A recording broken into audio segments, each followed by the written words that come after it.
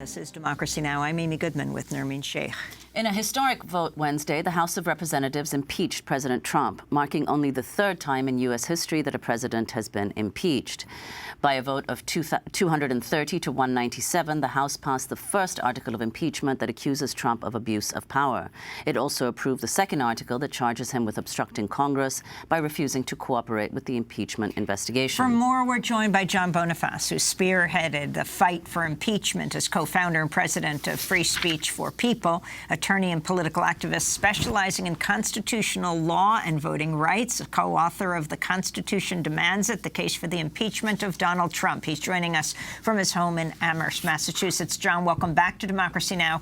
So often when history is told, it is written by those in power. Of course, it's the House that has just impeached President Trump. But you've been part of a movement for years that has been demanding this. Can you respond to what's happened and what you want to see next? Well, thank you, Amy, for having me. We certainly have applauded members of Congress for standing up for our Constitution and our democracy at this critical moment in history, following their oath to preserve and protect the Constitution. But you're right, this is a movement that has led to this moment. Millions of Americans all over the nation who have demanded that their members of Congress do the right thing and stand up to defend our Constitution. We launched our campaign, co-launched it on the day of the inauguration of Donald Trump in January 2017 because of this president's refusal to divest from his business interests all over the world and engaging in treating the Oval Office as a profit-making enterprise at the public expense. He has gone on to commit many other impeachable offenses, and this pattern of abuse of power is why this president must be held accountable. So while we support the articles of impeachment that the House of Representatives has just passed, we also believe it's important to hold this president accountable for all of his high crimes, not just those associated with the Ukraine scandal. Well, John Bonifaz, there seems to be almost near universal consensus that the Senate will not, in fact, vote to impeach him. So could you talk about what the effect on him and his reputation might be with this long, drawn-out impeachment inquiry? I think, first of all, it's important to set the precedent that no president is above the law, and that this president, this lawless president who has so defied our Constitution and engaged in this pattern of abuse of power, must be held accountable. And that accountability begins with the House of Representatives issuing these articles of impeachment.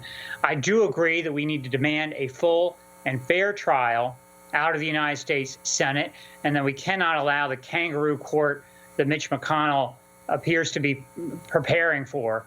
And that demand needs to be made again by we the people. This can't be a bystander process where we watch it on television or listen to it on the radio. We need to participate and be in the streets and demand that our senators do the right thing and be on the right side of history. But even if the Senate does not vote to convict and remove, the precedent that has been set is critically important, that these charges have been issued against this president and that he will be held accountable in history. And, you know, we are facing a dangerous moment right now where we have a lawless president who is so willing to rig the next election, to trample on our Constitution, that we all have to be vigilant.